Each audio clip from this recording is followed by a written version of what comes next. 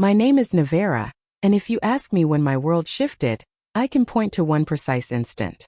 It was not when I lost a job. It was not when money grew tight. It was not even when Damon, the man I thought loved me, began slipping home later and later. No, the moment everything shattered was far smaller, far crueler, and far louder than silence. It was laughter. His laughter. We were at a dinner party that night. A glittering affair in one of his colleagues' immaculate homes. Crystal chandeliers spilled golden light across polished wood floors. Soft music threaded through the air, interrupted only by bursts of conversation and the gentle clinking of silverware. The guests were dressed like magazine covers, tailored suits, silk dresses, shoes that had never seen a sidewalk. I felt like I had stepped into a painting, and I clung to Damon's arm, pretending I belonged in the frame. I wore the only evening dress I owned. Midnight blue, bought secondhand, altered by my own hands. Damon had once called it almost elegant. I told myself that was praise. My hair was pinned, my makeup carefully layered. My smile rehearsed in the mirror until it looked natural. Every detail was my armor, and I thought I was ready. Dinner began with polite questions, surface chatter about wine, work, weather. I kept quiet, afraid my voice would reveal that I was not one of them. But then someone asked me about myself. What do you do? What are your plans? It was such a harmless question. The kind you answer a dozen times at family gatherings or with strangers at a cafe. But that night, under the chandelier's glow, I decided to answer honestly. For once, I let my dreams step outside of me. I told them about my sketches, about how, since I was a child, I filled notebooks with designs, fashion, architecture, even furniture. I explained how I wanted to create my own studio, a place where ideas could turn into something real. My voice trembled, but only slightly. I thought maybe, just maybe, someone would see me not as Damon's accessory but as Nevera. And then Damon laughed. It was sharp, sudden, merciless. He leaned back in his chair, tilted his glass, and said loudly enough for the whole table to hear, "Nevera still thinks her doodles will become a business. Isn't that adorable?" The table erupted. Laughter rolled like a wave, crashing over me, drowning out every word I had just spoken. Faces tilted, smiles widened, forks paused midair. They were not laughing with me. They were laughing at me. Heat rushed to my face. My hands trembled under the table, hidden in my lap. I bit the inside of my cheek so hard I tasted iron just to keep from crying. My dream, the thing I had carried like a fragile flame for years, had been stomped on in seconds. But the worst part was Damon's face. He smirked, proud, basking in the chorus of ridicule he had orchestrated. This was not an accident. This was him choosing to make me small. Inside, something cracked. Not a clean break, but a deep fracture that sent echoes through my chest. I should have shrunk. I should have stayed quiet. But even as the laughter faded, even as the conversation shifted to someone's vacation home or stock portfolio, I sat frozen, my fake smile burning into my skin. And beneath that frozen smile, something else began to grow. Not shame. Not weakness. Rage. That laugh had not killed my dream. It had transformed it. No longer a fragile flame, it became fire, coiled and waiting. The ride home was silent. Damon hummed under his breath, pleased with himself, as if he had been the star of the evening. He squeezed my hand while driving, utterly oblivious to the war raging inside me. To him the night was over. To me it had just begun. When we got home he drifted easily into sleep. I lay awake beside him, staring at the ceiling, my mind racing. The white paint above me became a blank canvas, and I began sketching in my imagination, not designs for clothes or buildings, but outlines of revenge. I replayed the laughter word by word, until it no longer hurt but sharpened me. I thought about the faces around that table, their smirks, their dismissal. I thought about Damon, drunk on his own cruelty, thinking he was untouchable.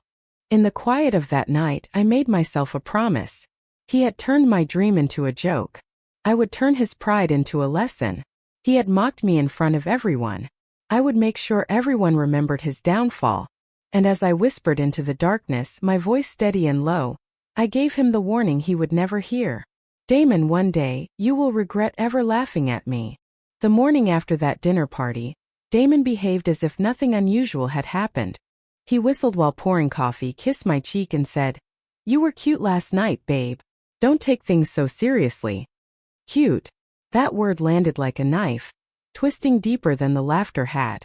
Cute was for children, for pets, for anything you do not respect. He was telling me my dream, my voice, my very self, was nothing more than a novelty he could dismiss with a grin. I nodded, silent, hiding the storm building inside me. But inside I was screaming. The days that followed should have blurred. But instead, every moment etched itself into my memory with cruel precision. Damon's schedule grew stranger. He started working late, or so he claimed. Meetings that stretched until midnight. Business trips announced the morning of. Sudden calls he would take in another room, lowering his voice to a hushed tone. At first I told myself I was being paranoid. That dinner humiliation had sharpened my senses, made me suspicious where there was nothing to fear. But then I noticed the details that did not add up. The faint trace of perfume clinging to his shirt, a scent that was not mine. Lipstick on the rim of a glass he swore he had not touched. Hotel receipts tucked into his pockets, from places he had no reason to be. One night when he came home late, I pretended to be asleep. He slipped into bed quietly, but his phone buzzed on the nightstand. I cracked one eye open. I saw his hand snatch the phone, his thumb flying across the screen, and then that sly smile flicker across his face in the dark. The glow of that phone felt like a spotlight, burning me with the truth I had not wanted to face. It was not just that Damon had mocked me. It was not just that he dismissed my dream. He was living a double life. He thought I was blind, too emotional, too small to notice. But I noticed. And now I would not let go. The breaking point came 2 weeks later. Damon announced he was flying out for a conference. He packed hastily, avoiding my eyes, tossing shirts and ties into his suitcase without care. His explanations were vague, his excuses flimsy. I asked him which hotel he was staying at. He fumbled for a name, then gave one that sounded rehearsed. When he left, I sat in the silence of our apartment, my hands clenched so tightly they hurt. The walls felt like they were closing in, suffocating me with the lies he thought were invisible. That night I opened his laptop. Damon was careless, his arrogance always left cracks. He never imagined I would look. He thought my dreams kept me too distracted, too childish to dig into his world. But I did. And what I found confirmed everything. Emails, messages, receipts. There was no business trip. There was no conference. There was only her. Her name was stamped across the hotel confirmation, threaded through the dinner reservations, nestled into the messages that began with "I miss you" and ended with "I'll make it up to her later." Her. The faceless shadow who had my car keys once, who had shared champagne glasses with him, who had smiled in hotel lobbies while I sat at home, shrinking in silence. I stared at the screen until my vision blurred, until the words lost shape, until the betrayal felt less like a discovery and more like a punch to the gut. But here is the thing about pain: it sharpens, carves you into something new. I closed the laptop. I looked around the apartment Damon thought of as his. The apartment where he had laughed at me, dismissed me, betrayed me. And I whispered into the air, steady this time, louder than the first promise I made in the dark. You have no idea what I am capable of, Damon. But you will. The plan had not yet formed. The pieces were scattered, broken glass waiting to be arranged into a weapon. But I knew this. He had underestimated me for the last time. He thought he had written the story of our life. He thought I was a side character in his spotlight. But I was about to take the pen back. And he would never see the ending coming. I became two people. On the surface, I was the same Navarra he thought he controlled. I smiled at his jokes. I asked about his day. I kissed him goodnight. But inside, every moment sharpened into strategy. I was no longer just his partner. I was his shadow, his observer, his judge in waiting. The first thing I did was buy a small notebook. I slid it between recipe books on the kitchen shelf, where he would never bother to look. Each day I recorded his lies, his times, his excuses. If he said he left work at 6, I wrote it down. If he stumbled in at midnight, smelling of perfume that did not belong to me, I marked the hour, the date, the detail. Lies have patterns. And I was stitching them together thread by thread. Then came the photos. My phone became my weapon. Each time he forgot to clear his receipts, I snapped a picture. Hotel confirmations. Restaurant charges. Ubers to neighborhoods where he had no business being. His arrogance made it easy. He left trails like breadcrumbs, convinced I was too naive to follow them. But I followed. One evening when Damon claimed he was in a meeting, I slipped into my car and drove downtown. I parked across from the restaurant where I suspected he would be. The hours crawled, but my patience was rewarded. Through the glass I saw him. Not with colleagues. With her. Her hair was dark, falling like a curtain down her shoulders. She leaned in close, laughter bubbling from her lips as if he were the funniest man alive. His hand rested casually on hers, the same way it once rested on mine. My fingers tightened around the steering wheel. My chest burned, but I did not move. Instead, I lifted my phone. Snap, snap, snap. Each photo captured the truth he thought was hidden. When he finally left, arm around her waist, I stayed. I waited until their silhouettes disappeared into the night before I allowed myself to breathe again. It was not just anger that filled me. It was power. For the first time, I was not drowning in his lies. I was cataloging them, weaponizing them, turning them into something I could hold, something I could use. Still, I needed more. Words on receipts and photos of dinners could be twisted, explained away. Damon was smooth, always ready with excuses. No, I needed proof that would slice through every lie, undeniable, unshakable. So I turned to technology. I synced his phone to our shared cloud, something he had once set up for convenience and forgotten. Suddenly, the messages he thought were private appeared on my screen. Scrolling through them felt like pressing my hand into fire. I cannot wait to see you again. She suspects nothing. This weekend will be perfect. Each word was acid, but I forced myself to read. To save. To screenshot. Because pain without purpose is wasted, and I was done wasting anything on him. The final piece came unexpectedly. One Saturday while he showered, his phone buzzed on the counter. A message flashed across the screen before I could stop myself. Did you tell her yet? Or are you still hiding? Her words. Her impatience. Proof that she knew I existed. Proof that he was stringing us both along. I took the phone. I opened our drawer. And I pulled out a small USB stick. Quietly, methodically, I backed up everything. Messages. Photos. Calls. Bank statements. His entire double life compressed into a single device, one I slipped into the lining of my purse.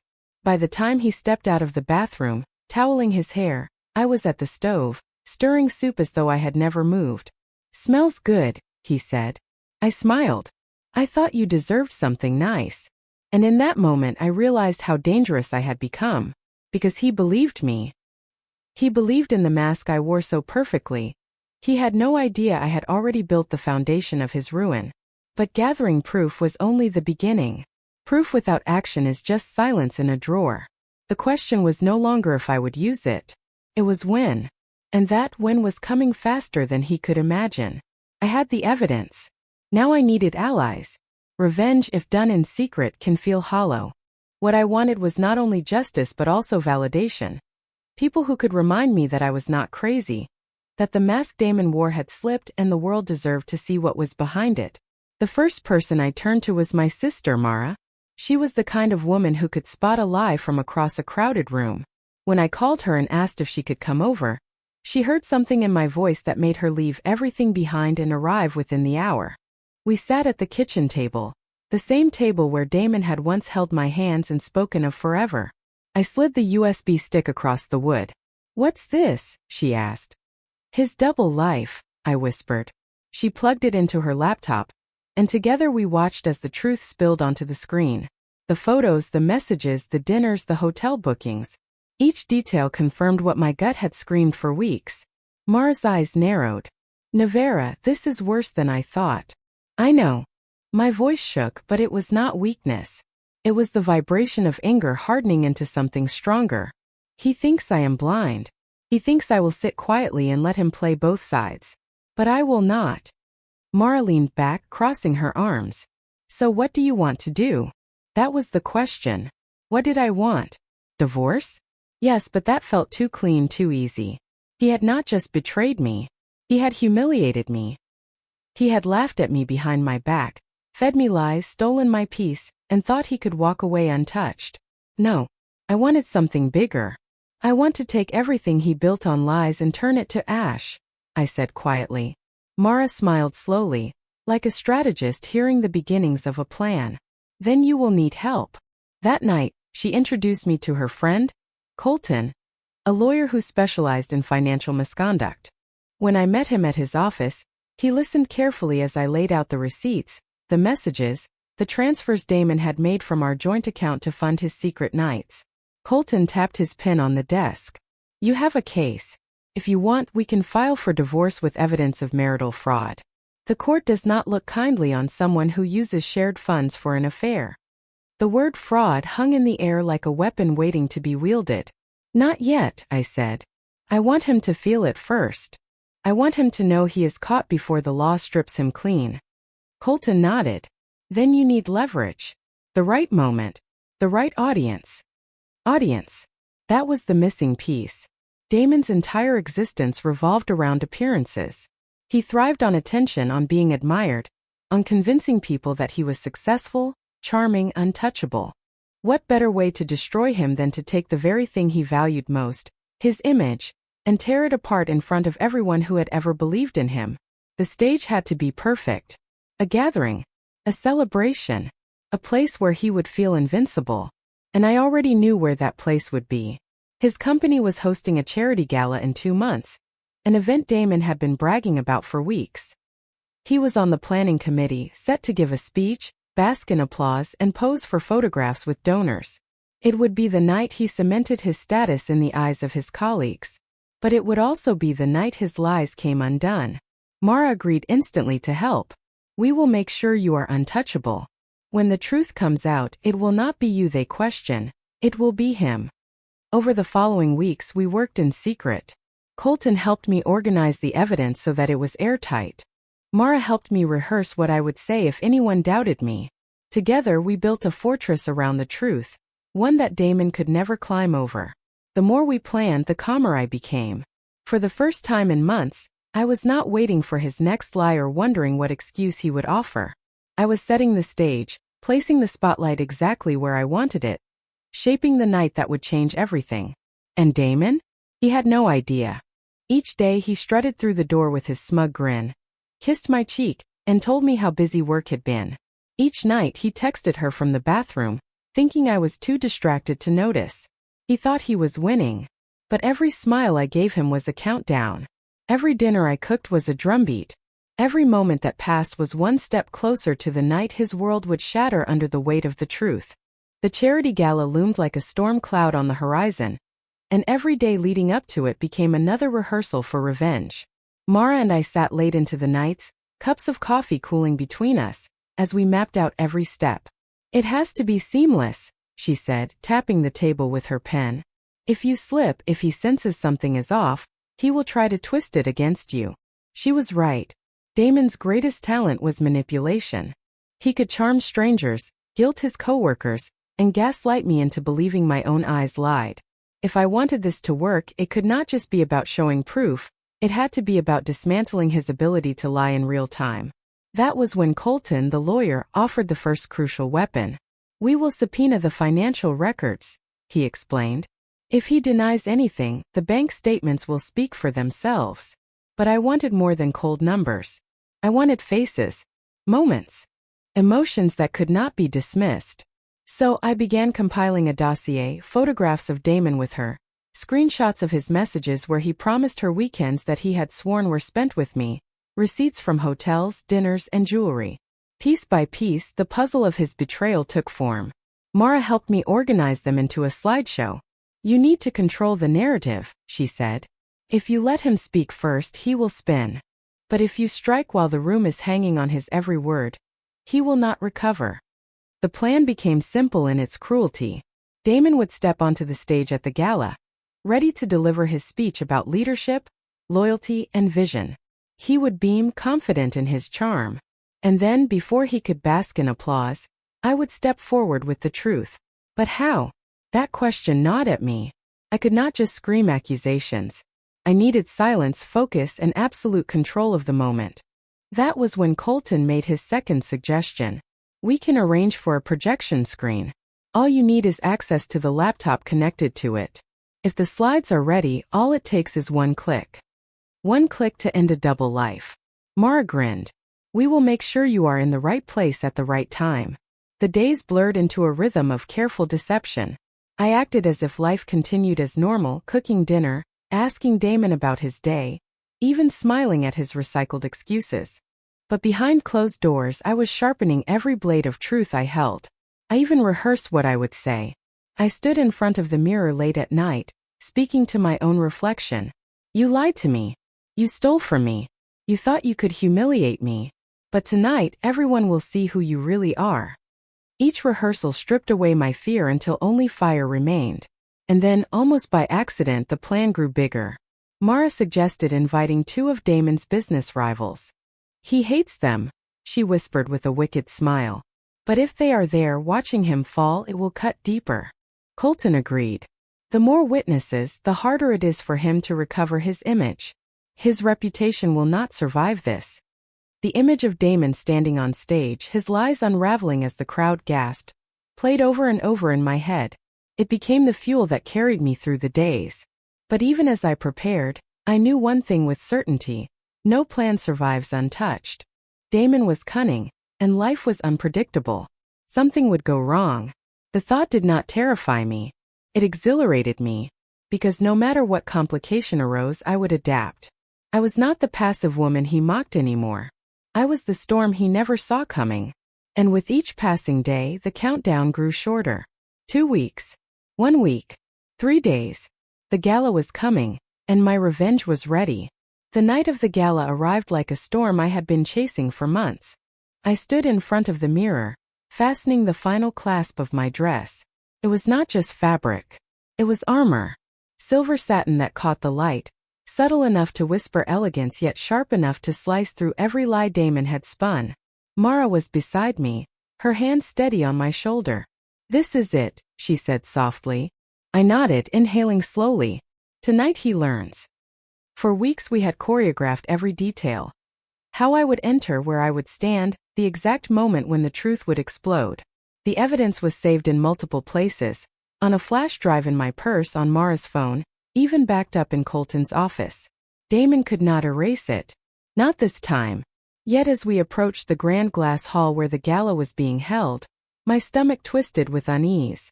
The building glittered like a jewel against the dark sky, chandeliers glowing inside, laughter spilling from the doors. He was already there, waiting, basking in attention he thought he deserved. But something was wrong.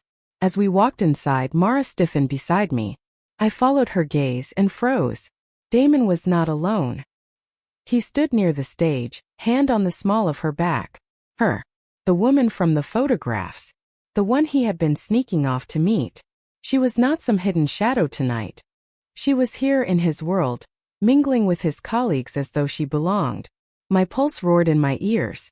This was not part of the plan. Mara muttered. He brought her. He actually brought her. The room tilted. If Damon introduced her, if he claimed her as his business partner or some absurd lie, would people believe me? Would the story I had so carefully prepared unravel before I even opened my mouth? I clenched my fists. No, I would not let him steal this from me. But then another complication struck like lightning. Colton, my lawyer, slipped through the crowd and pulled me aside. His expression was grim. Nevera, there's a problem, he whispered. I felt my throat tighten. What kind of problem? He showed me his phone. An email, sent from Damon's account, timestamped that very afternoon. It was a mass message to key donors and executives, painting himself as a victim. In it, Damon claimed he was being stalked by a jealous ex, who was spreading fabricated stories to ruin his reputation. And that ex was me. The audacity made my vision blur. He had predicted my move. He had tried to cut me off before I could speak. If the donors believed him, if his colleagues saw me as unstable, everything I had prepared could collapse. Colton touched my arm. We need to rethink. If you go up there without countering his narrative, they might side with him. The air in the hall was heavy with music, clinking glasses, polite laughter. But underneath it all, I could feel the tension curling like smoke. Damon thought he had outmaneuvered me. He thought his preemptive strike would silence me. For one terrifying moment, doubt clawed at me. What if this backfired? What if I stood in front of everyone, exposed the truth, and they all turned their eyes away? Mara squeezed my hand hard. Listen to me. He only pulled this because he is scared. Scared of you. That means you have more power than you realize. Do not let him rewrite the story. Her words steadied me. Yes, Damon had thrown a complication into my path. Yes, he had brought her into the open, daring me to falter. But he had also made a mistake. By showing her off, by trying to smear me in advance, he had handed me something more valuable than silence. He had handed me a stage that was even larger, even brighter, even sharper than before. The gala host tapped the microphone, calling the room to attention. Damon's name was announced. He straightened his tie, adjusted his smile, and began walking toward the podium, the woman at his side. Every eye turned toward him. And then, as the lights brightened and the music stilled, Mara whispered into my ear. Now or never. I rose, my heart pounding like a war drum, because if Damon wanted to play this as a spectacle, then I would give him one. The moment Damon reached the podium, the room hushed. He gripped the microphone with the confidence of a man who thought the world bent to his charm. The woman at his side flashed a smile, carefully rehearsed, as though she had practiced being introduced. Ladies and gentlemen, Damon began, his voice smooth, dripping with false humility. Thank you for gathering tonight. Your support means more than words can say. We stand on the brink of a new era, and I could not bear another lie. I rose from my chair, my heels clicking against the polished floor. The sound sliced through the silence like a blade. Heads turned, whispers flickered. My pulse hammered, but my voice was clear when I spoke. Funny, I said, loud enough for every corner of the hall to hear. I thought honesty was the foundation of a new era. Damon froze. His hand tightened around the microphone. Nevera, he stammered, attempting a laugh. This isn't the time. Oh, it is exactly the time, I cut in, walking toward the stage. Because if you're going to parade your accomplishments, Damon, then let's include all of them. Gasps rippled through the crowd. I reached the steps to the podium, every movement deliberate, controlled. I was no longer the woman he mocked as too dramatic. I was the storm he had created. From my purse I pulled the flash drive. Colton stepped forward, already moving toward the sound booth at the back of the hall. A screen flickered to life above the stage. Damon's confident facade cracked. Stop this, he barked, but his voice trembled. The first images appeared. Photographs of Damon with the woman beside him, taken in restaurants, hotels, airport lounges. His arm around her waist, his lips on her cheek.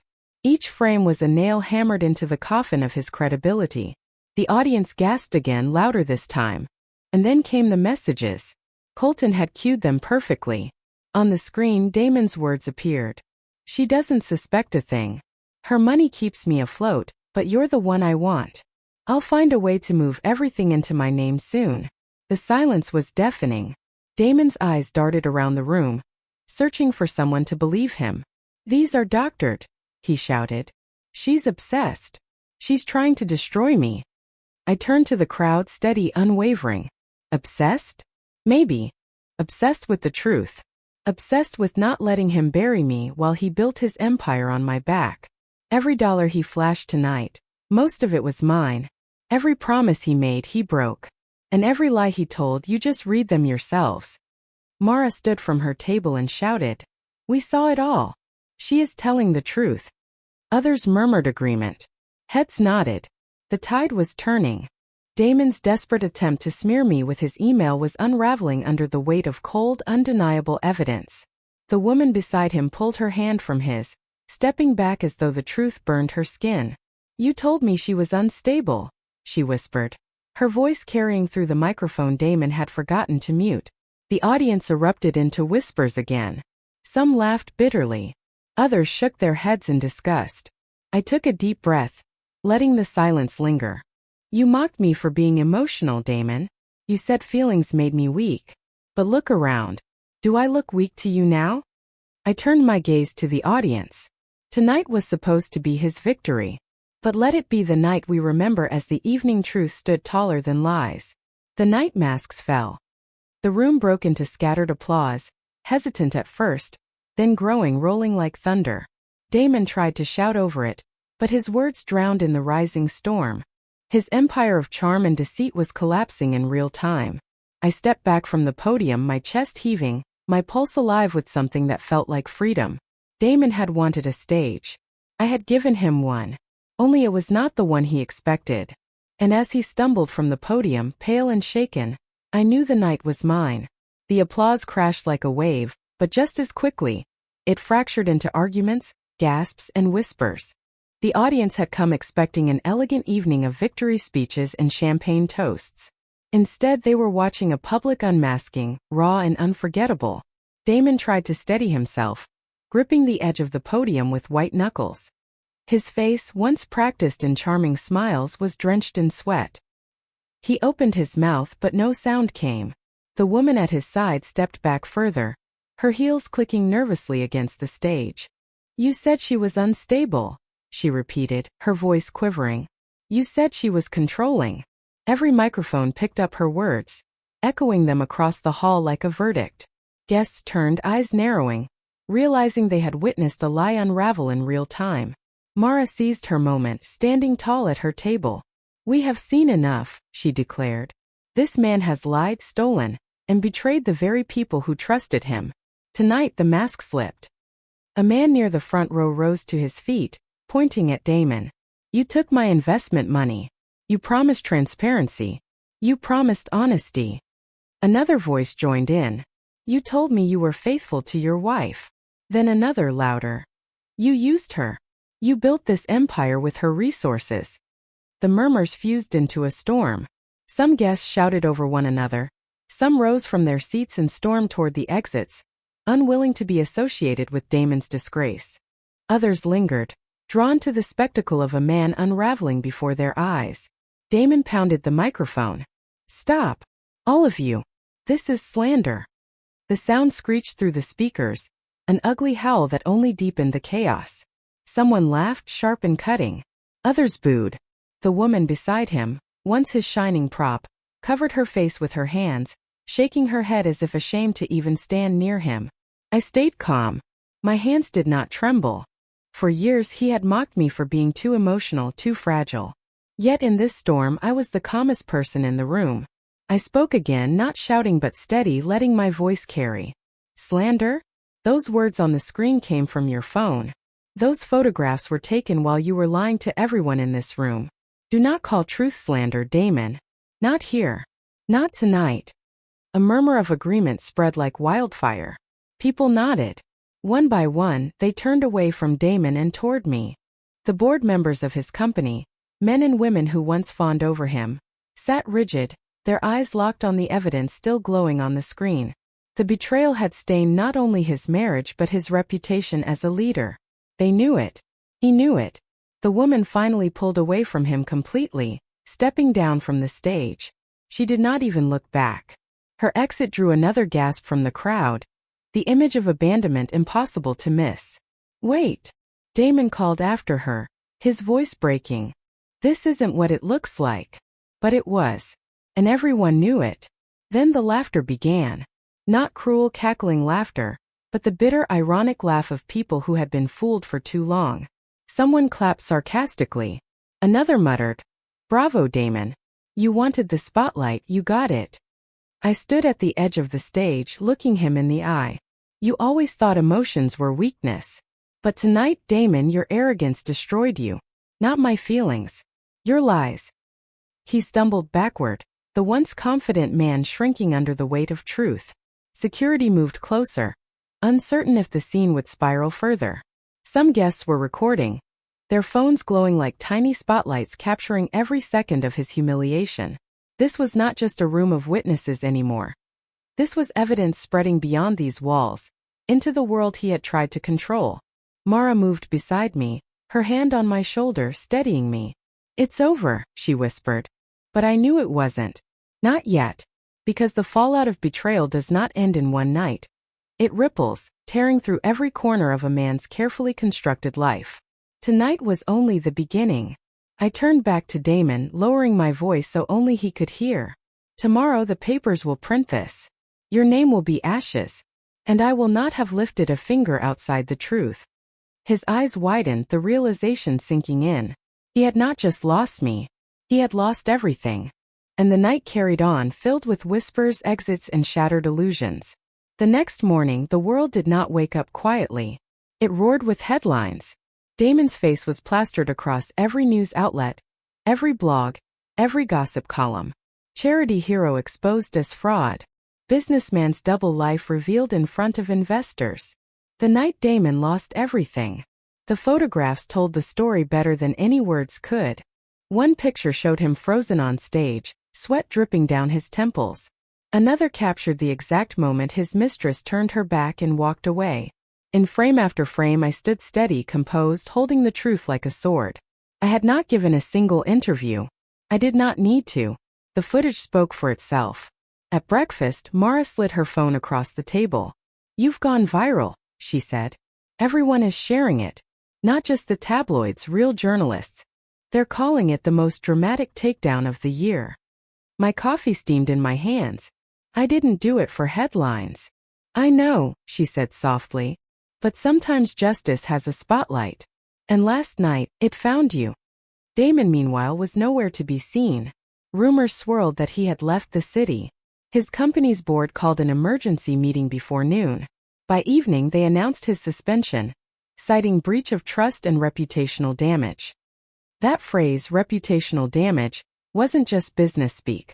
It was a scar, one that would follow him for the rest of his life. I walked past a newsstand later that day. His downfall stared back at me in bold letters. People paused to point, to shake their heads, to mutter. Damon had wanted adoration, but he had earned infamy. My phone buzzed nonstop, messages from friends, old colleagues, even strangers. Some thanked me for standing up publicly. Others shared their own stories of betrayal, their own scars. It reminded me that this wasn't only about me and Damon. It was about every woman who had been dismissed, mocked, or silenced. But with the vindication came exhaustion. I sat on my balcony that evening, watching the city lights pulse, and I finally let out a breath I had been holding for years. The war was over. Or so I thought. Because even in his ruin, Damon was not done. Late that night, Mara called me, her voice urgent. "He's threatening to sue. He's saying defamation. He's claiming you fabricated everything." I closed my eyes, feeling the fury burn low and steady inside me. Let him try. The evidence is airtight. Every message, every photograph, every witness. Truth is my defense. Mara hesitated. "You're ready for another fight?" I leaned back, letting the night air cool my skin. "I'm not afraid of him anymore. Let him come." The day after had stripped Damon of his image, his company, and his mistress. Tomorrow would strip him of whatever scraps of pride he still clung to. And for me, it was not just about survival anymore. It was about showing him and the world that you cannot bury truth. Because truth has claws, and once unleashed, it never lets go. I turned off my phone, silence settling around me like armor. Tomorrow's storm would come, and I was ready to meet it head on. When the sun rose again, I felt different. Lighter. Not because everything was suddenly easy, but because the weight that Damon had put on my shoulders for years was finally gone. The lawsuit threat he had muttered about the night before never arrived. His lawyers must have realized what he could not admit, that the truth is immune to defamation. You cannot sue someone for exposing your own sins. Within a week, Damon's name became shorthand for arrogance destroyed. His business contacts cut him off. His board forced his resignation. His once loyal investors sued him for misrepresentation. And his mistress? She gave an interview of her own, admitting she had been deceived too. She painted herself as a victim, but it did not matter. The court of public opinion had already issued its ruling. And me? For the first time in years, I looked in the mirror and saw not a woman bent beneath betrayal, but a woman standing tall. A woman who had chosen justice instead of silence. People kept asking me, was it worth it? Was it worth the spectacle, the cameras, the risk? And my answer was simple, yes. Because revenge, when it is done in the open, in the light, is not chaos. It is clarity. Damon once called me too emotional. He mocked my intensity, my passion, my fire. But it was those very things that became my strength. My so-called weakness was what carried me to the stage, to the truth, to my freedom. I have learned something powerful. Betrayal does not define you. What defines you is what you choose to do with it. Do you stay silent, let it consume you? Or do you rise, gather every shard of broken trust, and build a blade sharp enough to cut through lies? I chose to rise. And I want anyone listening, anyone who has felt dismissed or belittled, to know, you can rise too. You do not need permission. You do not need someone to hand you power. It is already in you. Today, I am not Damon's ex. I am not a victim of betrayal.